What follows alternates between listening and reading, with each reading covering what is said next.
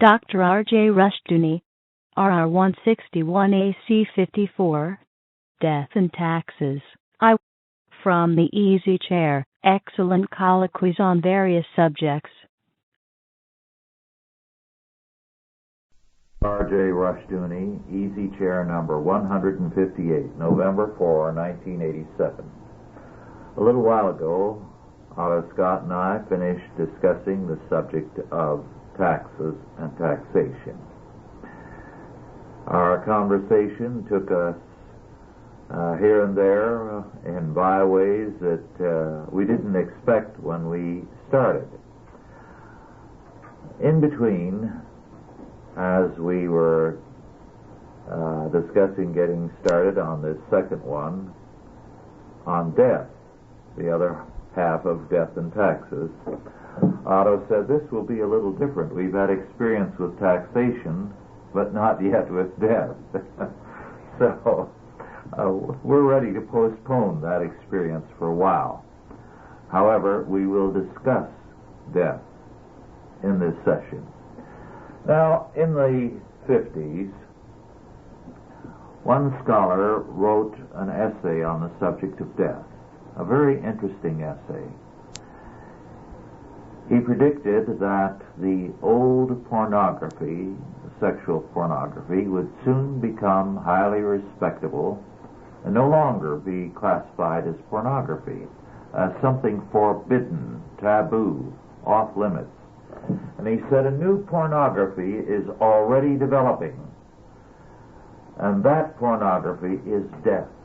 It is the subject now that is increasingly taboo, that people are unwilling to face up to because they don't have the faith that once marked the American people. About that same time, I learned that in many a rest home or nursing home for elderly people, it was commonplace when someone died to tell the other patients as the mortician came to take the body that Mrs. So-and-so has gone to the hospital. Not that Mrs. So-and-so had died. They were unwilling to use the word death. Now, that's the hallmark of pornography, something that is forbidden, taboo, that nobody wants to discuss or talk about. Well, this is a curious fact, but a very revealing fact. It tells us how far we have wandered from the Christian faith. Because for us as Christians, death is a fact. Now, not necessarily one we're happy about, but it's something we have to live with. We're mortal. Perhaps some of us feel like the writer Aram Saroyan, who in his last illness said, "I knew that all men must die, and that I had to die perhaps someday, but somehow I thought I would be an exception." Most of us go on living as though we are going to be that exception. We don't prepare for it. We don't think about it. It's the pornography, the ultimate pornography, that we avoid. Well, with those general comments, Otto, do you have a reaction, or do you want to make some general comments now? Well, I don't think the average American any longer sees death. I remember when I was a child being sent up the hill to the Callens, who were relatives of my mother's side of the family. And Mrs. Callen had died, and Mr. Callen was quite elderly, and he was in bad shape. It was a Sunday morning. Women were all in the kitchen, and they said, "Oh, go on upstairs, first the bedroom." And I went upstairs, and I sat in a chair, and the old man was on the bed, in the bed. And while I was sitting there, I guess I was about 8, his chest arched up, and there was a death rattle, and he died. And I knew that he died. I had never seen anyone die before, but I knew immediately that he died. And I went back down the stairs, and I stood, as a child will, in the doorway of the kitchen, and they said, well, did you see Pop, or whatever they called him? I've forgotten. And I said yes. And before I could say anything more, they said, well, go on home. They shooed me out. So I went home, and when the news came, somebody came running down the hill and said, Mr. Callan is dead. I, to my shame, pretended surprise together with everybody else, because I didn't know how to explain that I had been there, and I thought I might be blamed or something. You know how you are. Well, years later, of course, I've seen a great deal of death. I covered crime, and I was in the war, and I remember on Saipan they had bodies piled up like cordwood, and they were digging a trench with a trench digger. You could, it was a warm weather, and you could smell death in the air long before you came to the bodies. Sure, they told the people back home that they all got a separate burial, but they didn't. There wasn't time for that sort of a nicety. And I remember, in fact, on one of the ships I was on, we borrowed a film from a naval vessel, and it was a Boris Karloff mystery. And Boris Karloff was driving a stagecoach, and there was a cadaver bumping against him, and he was showing all signs of fear. And all the soldiers and sailors were watching this, went into hysterics. I thought it was the funniest thing they'd ever seen, because to see somebody, a dead person, was very common. Now we have been at peace for quite a while, pretty much. I don't think the average young person in the United States has ever seen anyone die, excepting in the films, an imaginary death. And I believe there is a general American feeling now that death is an intrusion which really should not be permitted, and if anyone dies, it's someone else's fault. The doctor didn't do right, or the nurse didn't do right, or he didn't get a break, or whatever. It's a violation of nature. It's not a part of nature. And that's a pretty bad way to get. Yes. Well, in the 1950s, I had a funeral service for an elderly woman. Now, she had been orphaned at an early age. She had grown up, married, had a large family, many grandchildren, so there were quite a few in that family. But there had never been a death in that family for over 60 years. Good heavens. When she died, it was the most tragic funeral I have ever been to or conducted, because they all fell apart. They had no contact with death. Now, I think in varying degrees that's the situation most Americans are in, where there is a death, it is it's out of sight. It's out of sight. They have no experience with it. Whereas when you and I grew up, we were constantly in the presence of death, at deathbed. Lots of people died. Yes. And we, well, at least I often had to take care of the bodies and help out. But death became a normal part of life. It was something like taxes. It was there, always. Moreover, there's this fact, too, which I think is very important. Some deaths are very painful. They're hard to witness because the persons who are dying may be someone you know or a relative of someone, but they are without faith, and they often die hard. Very hard. But I have seen things with Christians that are so awe-inspiring. Whenever I think of them, I'm deeply moved, because I know how trifling, really, a fact death is, and how tremendous the sense of victory that some who are dying do experience.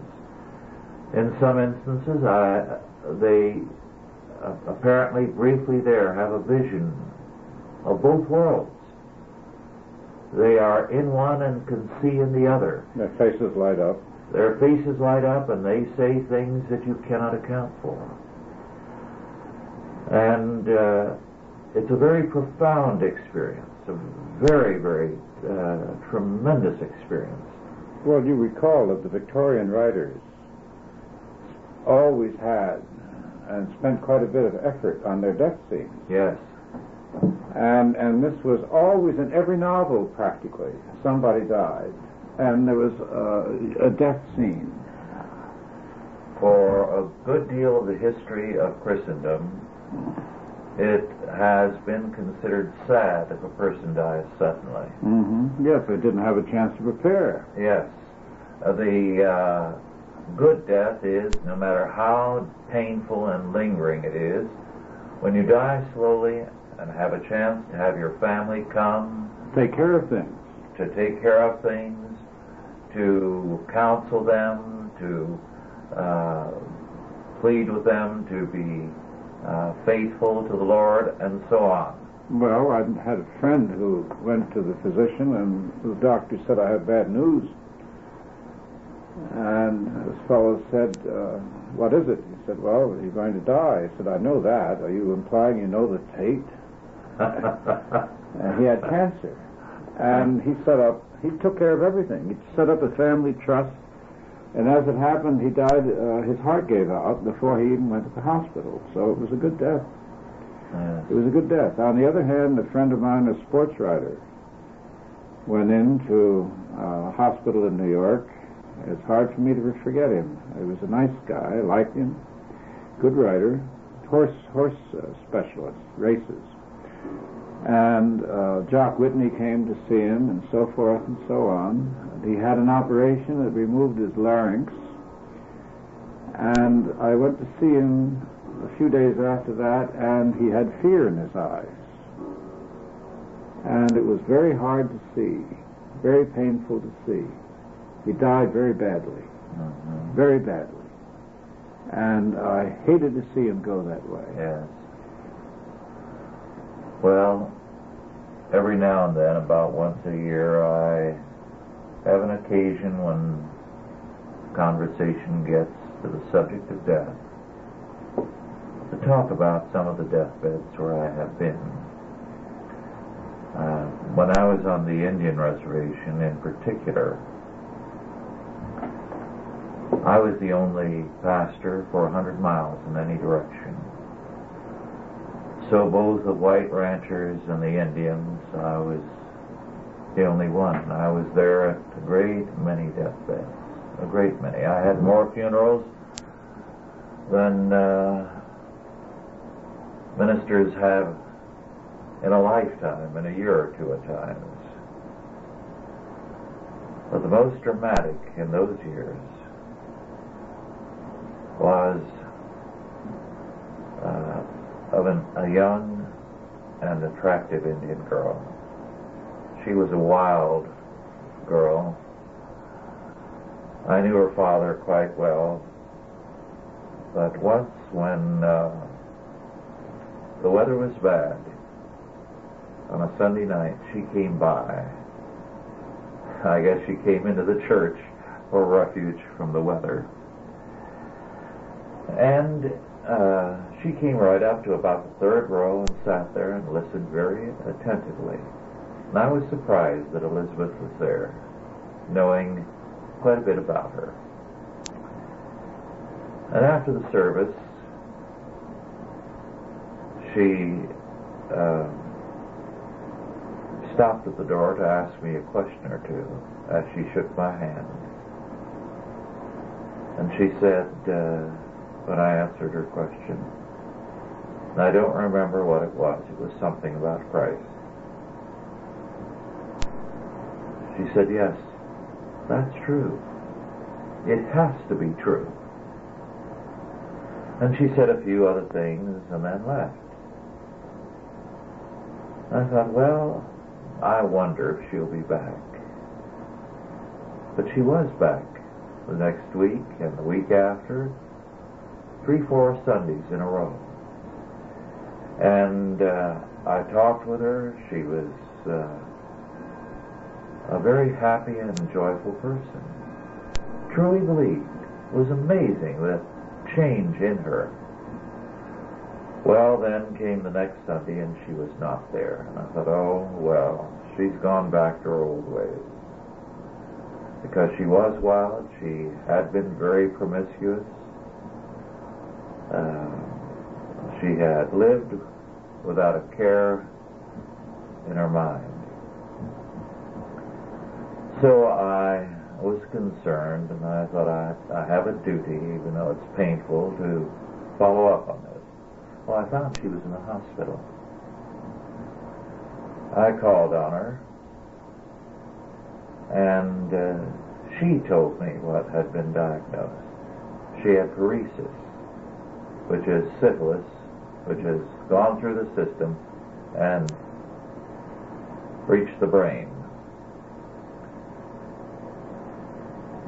And she told me very matter-of-factly and with faith and peace that would have done credit to a saint. And she asked me if I could get a cross for her, a little cross. Because she said, I won't be able to talk or think. But she said, I hope I can hold that cross and still know what it means. I called on her every day. And she listened very joyfully to everything I had to say. You could not have imagined anyone that was more at peace and more sure of heaven. Well, I had to go away on a trip. I don't remember where. I was gone about a week. And I came back, and I was told that there was nothing they could do for her at the hospital, and they'd sent her home. I went out there, and she'd been in a coma for 2-3 days. And I prayed, and she recognized my voice. And she came back to consciousness. And she was not able to speak, but she motioned to the top of the bed where the cross was hanging. And her mother took it down, and she motioned to bring it closer, and she kissed it and smiled at me and drifted off. Now when you see death like that, that was the most dramatic because of the difference in a few weeks between what Elizabeth had been and what she became. Well, you realize there's more involved in our dying when we are Christians than ourselves. We don't face it alone. There's a great deal involved in how you die and how you meet death. Yes. It's the final test. Mm-hmm. And a society that rejects death, this is an odd thing to say. No, it's an accurate thing. A society that rejects death is not able to live. No. Because it has forgotten what's important. Yes. Now, to do anything to stay alive is to destroy your life. Yes. Is to make life meaningless. I mean, anyone who surrenders, basic surrender, such as the American people are being propagandized to do. They're being told they're going to be incinerated by nuclear bombs and all this sort of nonsense. When the Soviets don't have to fight us, they're maneuvering us into surrender. This is what's going on. And any country that surrenders, this is what happened to the Romans. Yes. Death lost its meaning. It lost its significance. It lost its grandeur. People lost their importance. They were thrown to the lions, like you throw a piece of meat. And we're doing this in the films. We're making death trivial. We're taking away the significance.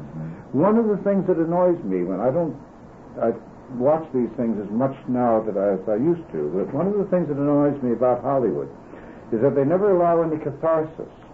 No. The villain is never arrested and given a punishment. He's always knocked out the window in a minute. He gets away with it for an hour and a half, and in the last 10 seconds he's shot. Mm-hmm. Well, this teach you. You don't see him suffer for sin. And I don't think I've ever really been afraid of death in that sense, because, as you say, it was a fairly common thing. We all knew kids that died before they grew up. They died of pneumonia, they died of diphtheria, they died of all these illnesses that the doctors couldn't do anything about. You knew you were lucky if you didn't get it. But it wasn't a satanic thing. There was nothing evil about it. There's an association now of death and evil. Yes, very good. Which is another perversion. Yes. And God is treated as evil for having people die. Yes. Death is the penalty for sin, but it is not sin nor evil in and of itself. That's right. It is the consequence of a world that has abandoned God. And for the Christian, it is the step to the fullest kind of life. Well, yes. If you're a Christian, of all people, a Christian shouldn't be afraid of death. Under the rubble, remember that? Yeah. Where the prisoners, the ones who believed, even the KGB gives up on. Yes. There are some dramatic stories that have come out of the Soviet Union slave labor camps of how Christians in those horrors have lived and died, and how they have known what it is to have faith in the face of monstrous evils. And part of our weakness as a people is that we've forgotten both how to live and die, as you said. Well, they prettify the corpse. Mm-hmm. I'm not any great admirer of Jessica Mitford, whose great argument against the undertakers and embalmers was that they were making money out of their trade. Well, they've been making money out of that trade since the time of the Egyptians and before then, and admitted they may charge too much. I don't know how she measures these things. I think they're fairly modest, having been through it. The thing is that they bring a lot of comfort to the bereaved. Mm-hmm. It's a mark of, it's really, the whole rite of undertaking and burial and everything else is to assuage the grief of the survivors. Yes. Everyone knows that there's just a shell there. What Jessica Mitford and others like her wanted was to hide death. They wanted it to be something that would leave no trace. Cremation, disposal of the ashes. It's becoming more and more popular. Yes. No cemeteries, because cemeteries will remind us of death. And you notice that the crosses have been removed from the military cemeteries, lest they offend. Yes. I think it's amusing and ironic that in big cities like New York, the cemeteries have now an important role. They are wildlife refuges. Is that so? Because of the rabbits trees. And the squirrels and so forth? No, birds. Birds. They become a haven for birds. Is they that can, so? Since they can't be hunted in a cemetery, you will find more varieties of birds in most urban cemeteries than in the countryside, anywhere. Isn't that interesting? Cemeteries have become a place of songbirds and other birds, and bird watchers are finding them to be an ideal place to identify more varieties than they could identify in any other place. Funny. Yes. Very funny. It's strange now, people will die in a war. I noticed, I was in London quite often in World War II. I never saw anyone show signs of fear. Neither on the ship, well, I'll take it back. There was one radio operator on one vessel I was on that cracked up. He kept getting, hearing SOSs and things like that, and of course he couldn't transmit, he could only receive, and the captain of our vessel said, I don't want to hear any more of those messages unless the German surfaces with 12-inch guns. And then he didn't even have anyone to tell the messages to. But across the board, people were very physically brave. Now this is exactly opposite what Stephen Crane said in The Red Badge of Courage. Or What Price Glory, or Journey's End, those shows that we saw when we were kids, in which there were great hysterical outbursts and all breakdowns and all that kind of thing. Well, I never saw anyone show any of this heavy emotion. And it occurred to me then that the human race is physically very brave and has to be, because if it wasn't brave, they couldn't have wars. Yes. Men are not really afraid to die when they get confronted with it, but the idea of death from a distance creates a sort of a hysteria. You remember all the peace movements of the 30s? And everyone's saying, well, I don't want my son to go fight and so forth and so on, and then after Pearl Harbor, clack, it was all different. Yes. Well, people are not afraid to die when they believe that something is worth dying for. That's the point. Key. That's the key. That's a very good key. Yes. And it is at that point our culture has stripped people of the ability to live and to die. There is nothing in life today as the public schools rear children, as most parents do, as television and the films do, that makes life worth living or dying for. And as a result, we have a bankrupt people, morally bankrupt, intellectually bankrupt. Nothing is worthwhile. Well, that's a terrible statement. It's overdrawn, of course, but there's a lot of truth to it. If you deny heroism, if you deny nobility, one of the great but unconscious revelations of Freud's character was that in his entire theory he never gave a creditable motive to any human action. Yes, a very good point. What a projection. What a projection. Everything was debased. Everything. Yes. No love, no nobility, no sacrifice, no unselfishness. Yes, Van Til, in one of his books, describes the whole world of Freud and of modern philosophy, modern thought, as integration downward into the void. Very good phrase. Yes, he says, man is explained in terms of his unconscious, the man in terms of the child in terms of the primitive in terms of the animal, and we have a continual regression downward.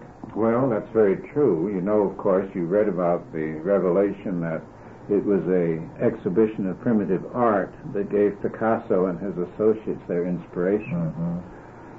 And very poor imitations of primitive art, I might say, because it lacks the awe-inspiring feeling that you get from looking at the real thing. When I was in Africa, I saw some actual African idols, and they were awesome. Grotesque but powerful. Yes. Well, the real thing would have always escaped Picasso and his crowd, so it's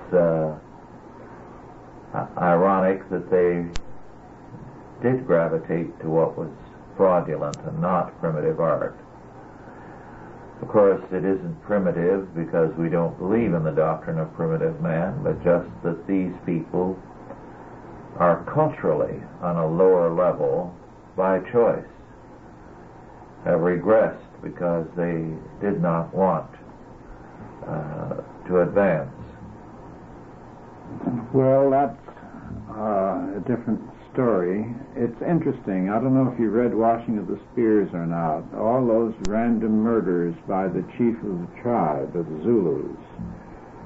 And I read about another place where the chief said the only way he could send a message to the departed was through killing somebody. Give them the message and then kill them, and they would tell his father in the spirit world. Mm-hmm. I remember that.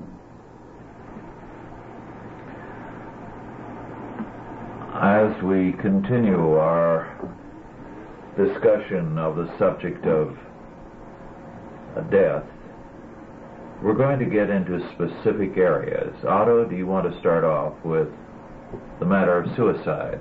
Yes.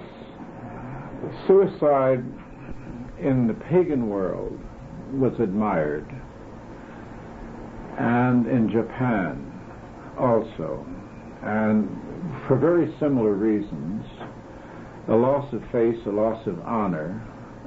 In Nero's time, and Caligula and whatnot, it was customary for the Caesar to tell a man, as a favor, Seneca, to kill himself, so that he could be spared the dishonor of a public execution. And there are suicide societies now flourishing in our midst, telling people that they will assist them to kill themselves. And then we have the individual who will give the doctors permission to terminate his life. He will tell them it's okay, now you can turn off the support or do this or that. This is another form of suicide. Yes. Now, to accept the reality of death is one thing, but to rush into death is something else. It's a denial of God. It's a denial of life, and it's an ultimate form of escape. It's against the law in the United States, but it's turned into a dead letter law, no pun intended. It's a law that's no longer being applied. Thomas Masaryk, the first president of Czechoslovakia, wrote a book some years prior to World War I, a study of suicide. And he saw it as something that arose with the loss of faith and a will generally to death in a society. So that when you see societies with an increasing number of suicides, you know there is something seriously wrong with the people in that culture. It's a bad sign. Yes. Now, we could go on. Infanticide is a form of self-death. Yes. For a woman in particular, abortion is the death of everything that a woman stands for. And of course it's a male solution to a female problem. I think it's very interesting that it's been sold as a woman's choice, when as a matter of fact it's the man's choice to evade responsibility, and it's very painless for the men. They don't suffer a thing. And how they manage to sell this to women as something desirable is really a tribute to the power of propaganda. But it's a suicide of the future. You're killing the next generation. And I link it in my mind with suicide, because you're killing what's most noble in a relationship. Back in the 50s, I read a book about a primitive culture in the South Pacific, and the study had been one of years research on the part of a scholar, so it went back some years before the 50s. And what the man found was that there was a great deal of abortion and infanticide in that culture. And the reason for it, the women were very prompt to tell him. It was their way of prolonging youth. Oh. They said, when you become a mother, You become older. you become old. But if you don't have children, You're still free to go dancing. you're still free to go dancing and spend time with the boys. Sure. So it was an evasion of life, an evasion of responsibility, an evasion of maturity. Yes, well, of course, in our case, in the case of abortions here, it's an evasion of maturity on the part of the man and the woman. Yes. And we have now aborted more people than there are in Canada. When the demographers talk about the impossibility of Social Security, it's because we're killing the future. There would be plenty of young people to take care of the older workers if we weren't killing Yes. the children. Yes. Imagine we've killed 25 million so far. Yes. Can you imagine what it'll be like in the year 2040 or 2030? All these phantoms. This is a dying civilization. It's killing itself because it wants to live in comfort. And I'm reminded of the days in Rome. You remember that the Roman gravestones, all of these couples without children, Yes. and how the blessed union of these two people who had been married for 40 years or 20 years or whatever it was, row after row after row in the necropolises of Rome. Same thing. Yes. They didn't have children because children were an expense, a burden. This matter of aborting babies in this tribe, it's Polynesian culture, I think it was, one of the islands, in order to maintain perpetual youth. I've had an interesting experience with that, which I've referred to, I think, sometime before, but I'll repeat it again because I think it bears repeating. Back in the early 70s, I believe it was, in a Chalcedon report, I made reference to the fact of how we had fallen in love with youth as a society, perpetual youth, so that perpetual immaturity was cultivated on all sides.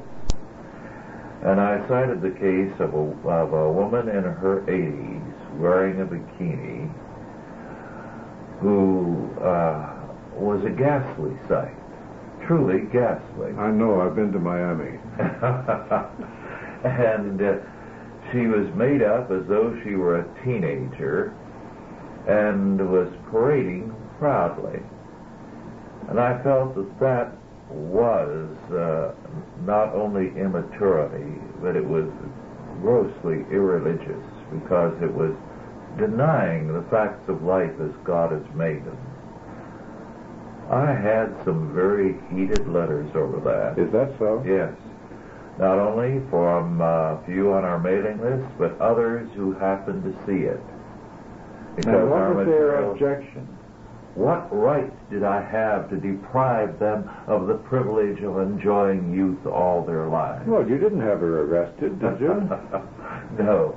Well, you just made a comment. Yes. At the beginning of the 80s, I referred to that episode and the reaction I had in another Chalcedon report. And I got a letter again about that, rebuking me for daring to think that way. So, as a culture, we want perpetual youth. Well, no maturity, no responsibility. Actually, I find youth boring. They're very pretty. They're very pretty, but they don't know anything. You can't hold a decent conversation. You know the famous remark by George Bernard Shaw, one of the few sensible things he said, youth is wasted on the young. Yes, absolutely. Back to Methuselah. It was very funny. Well, we not only have suicide, and were you going to tell a story about... Oh, yes. Yes, well, about Skid Row. When I was on the Bowery at the Bowery Mission, there was a case where 7 or 8, I've forgotten the exact number, winos died drinking paint thinner, which they were buying from a particular hardware store. And it hit the front page of the New York Times and the Daily News and so forth. And of course they immediately flew at the hardware store proprietor for selling them the paint thinner. And it turned out that he had changed the brand, and the new brand killed them off, poisoned them. And Gay Talese, who later on has written a number of books, was at that time a feature writer on the Times, and he ran a story about saying that people on the Bowery didn't care. And I was curious about that, so the precinct house was not far away from the mission, and I went over there and I talked to the detective in charge of that particular event. He said, "What do you mean they didn't care?" He said, "What do you think this is, 1810? He said, "These were people that had names, they had biographies." He said, "We picked them up and put them in Rikers Island to take care of them through the winter. We knew who they were. They had families, they had relatives." He said their families sent for them. Some of them were on pensions, and some of them were on disability, and some were on Social Security. Their families sent for all except one, and that one was decently buried because the cops took up a collection. And I called Talese and said, "You know that you didn't do that story right." He said, "I did what the city desk asked me to do. The editor told me to go down and interview the guy on the street." And he said, "That was the reaction of the guy on the street." I said, "Well, why didn't you talk to the cops?" He said, "He didn't tell me to." So much for his ability as a writer. And so much for the truth. Yes. Now, the real story was a good story. We don't have as unfeeling and callous a society as is presented to us. But we are moving in that direction via the abortion and via the suicide and via the euthanasia. Yes. Well, euthanasia is a growing problem because it is being practiced, even though it is not legal. Did you read about Holland? Yes, the Wall Street Journal story. Maybe the readers don't know what that's all about. Well, why don't you tell them, Otto? Well, the old people are afraid to go to the hospital in Holland because the doctors are practicing euthanasia. And they have been given permission to by the courts. If, in the opinion of the physician, it's going to be too expensive to keep an old person alive, they just simply snuff him out. So the old people are becoming frightened to death. Frightened, and not to death, but frightened of the doctors. Euthanasia. The doctors in other parts of Europe have written to the Dutch medical authorities protesting against this. But so far, the Dutch have refused to abandon the practice. Well, in a book written a few years back, Dr. Charles Rice of the Notre Dame Law School predicted that by the end of this century, classes of people would be put to death. Classes? The elderly, the crippled, like Hitler? Yes, the mentally deficient, or any group. The mentally deficient, yes. Or whatever. Because he said the abortion decision, as it has been subsequently implemented, has now decreed that death is not a medical person is not a medically defined entity, but a legally defined entity, so that life and death and persons are now what the law declares them to be. So if we are declared to be non-persons, likely in the womb, or out of the womb, we can be executed. He believes that unless we as Christians turn this around, we will be seeing groups of peoples declared non-persons. And I think he's right. Well, I'm sorry to say I think he's right, too. I think they're doing that in Holland. And I think this is really what we're moving into when we discuss death. We're discussing life when you discuss death. You can't separate the two. It's a live person that dies. And now we come into the question of who determines. Yes, and here you find a tremendous contradiction, an evil contradiction, because there are countless numbers of people out there who, if you open your mouth about euthanasia, in any group where you don't know the group, and sometimes, surprisingly, where you think you know, they will come up with the idea that people who are terminally ill, who are going to die, should be put to death, whether they want it or not. Now, here we had one of the Alsops. One of the Alsops, a very successful man, who had something minor, he thought, wrong, and he dropped in. He had time. He dropped in, and the doctor began the tests. And the tests went on, and it turned out that he had an extremely rare terminal disease. And it took him a number of months to die. And during those months, he wrote a book. And at the end of the book, he said finally he was reconciled to it, and he finally said there's a time to live and a time to die and a time to sleep. And the book came out within, I think, just a few weeks of his death.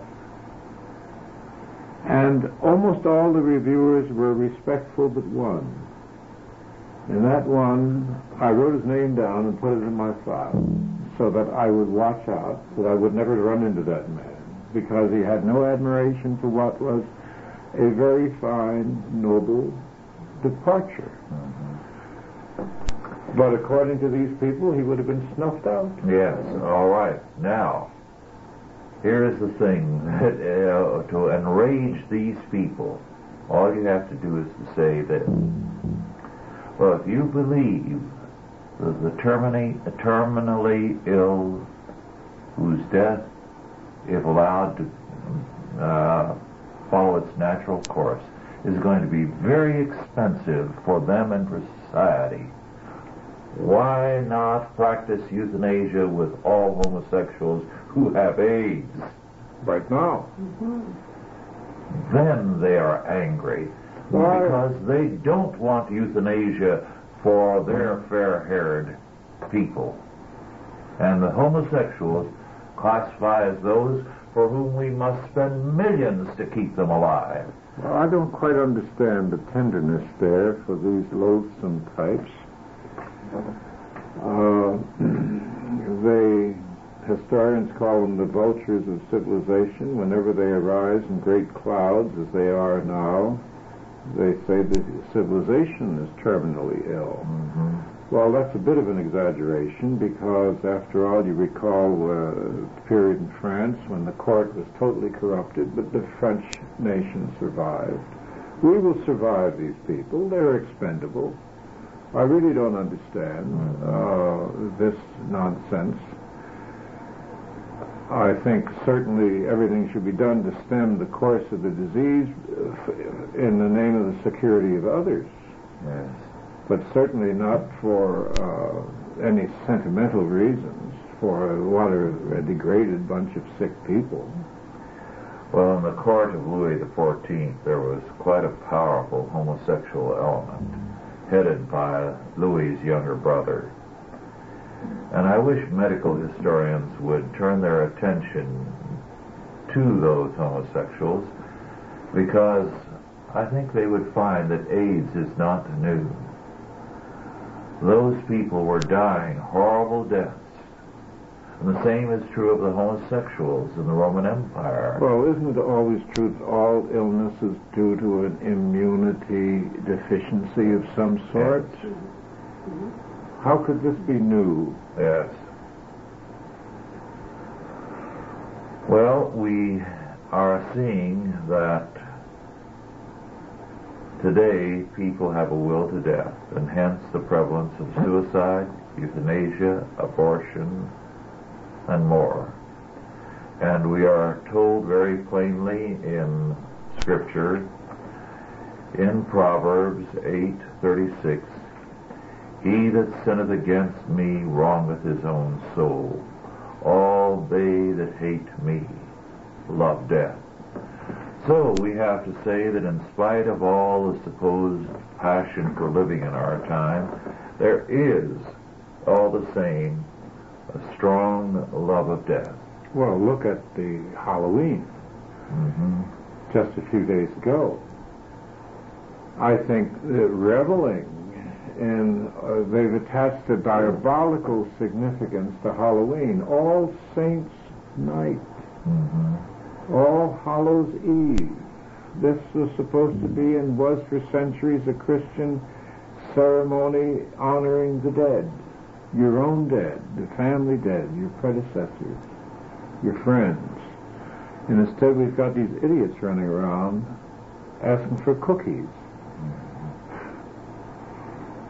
You know, to trivialize all the great rituals has had a lot to do with bringing down the faith. You know, we mentioned Freud earlier. There was one aspect of his work that I've always felt was very, very telling. Freud felt that man, and the kind of man he was analyzing and studied, was unregenerate man, was governed by two forces, a will to live and a will to death. And he said there is no question that the will to death is much stronger and will ultimately destroy mankind. Now, I don't agree with him in his conclusion. He did make that statement, incidentally, in correspondence with Einstein. But he was right in discerning in modern man and unregenerate man everywhere a will to death. Well, if there's no higher purpose in life than oneself, there's no value. Yes. Who wants the world to be limited to his own measure? Well, a lot of people do, and they find it's fatal. Most of mankind lives that way by choice. No, there has to be a higher purpose. Yes. And there's one other aspect, and you know, the doctors have moved in here a long way. William Bolitho, in his book, Murder for Profit, a brilliant book, examined serial murderers, who in those days, there weren't so many of them, they're now fairly common. But he took Burke and Hare, the body snatchers and murderers, and a number, Landru, the Frenchman, and so forth. And in his preface, it's really worth reading, he said, from time to time, he talked about the escape of the physician in Edinburgh who bought the bodies from Burke and Hare, even though he knew that they had murdered them to deliver them. He said, now that doctor went away. He was never charged. He had to move out of Edinburgh, but he practiced presumably somewhere else. He was a respectable man. He was a physician. And he said the medical profession has come forward time and again, persistently, claiming authority over all these areas, and claiming to understand the mind of the murderer, like Dr. Freud, claiming to know all about what makes people tick, and so on and so forth, but without the responsibility. Now, we have a limited number of machines that take care of people's kidneys and things like that. So they've set up a series of rules as to who they will save. You and I would not be eligible. We're too old. No matter how much we may contribute to the world in which we live, they have decided that youth is more important. Yes. And several other factors, not to say anything about money. Well, we'll get even with them, Otto. We'll outlive the bastards. Lord willing.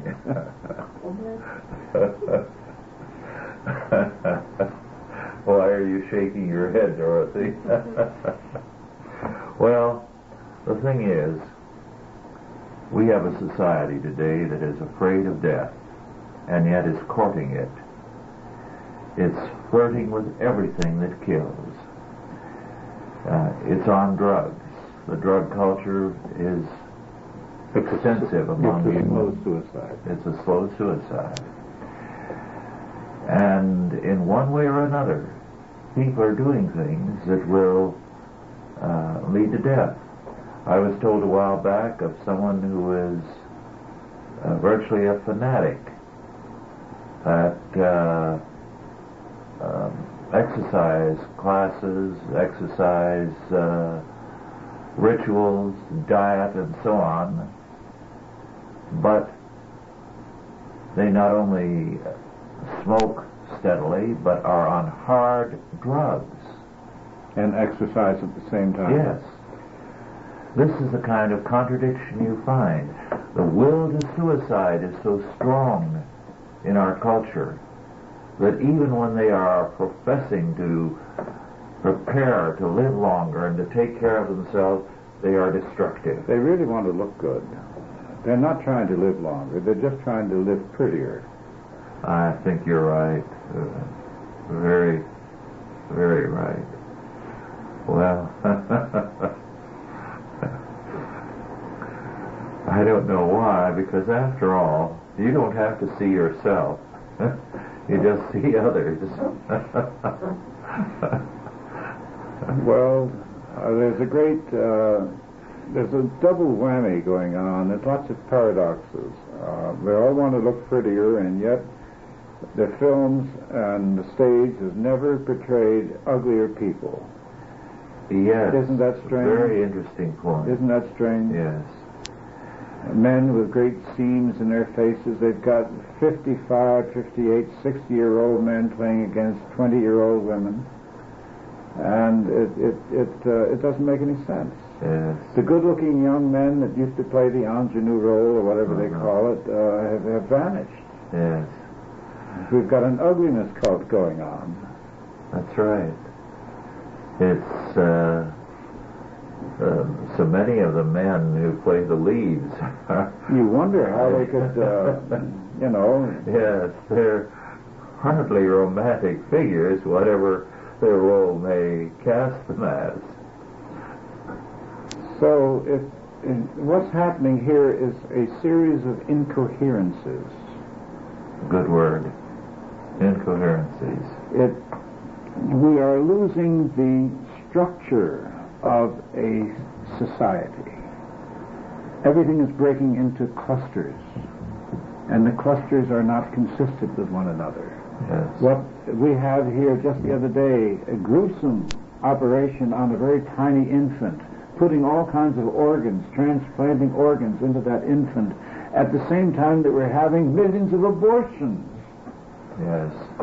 Well, I was interested last week in hearing a very fine investment banker say that whether you looked at the stock market, the commodity market, Washington, D.C., or the world at large, you'd have to say with Yeats, the center does not hold. Yes. Yes.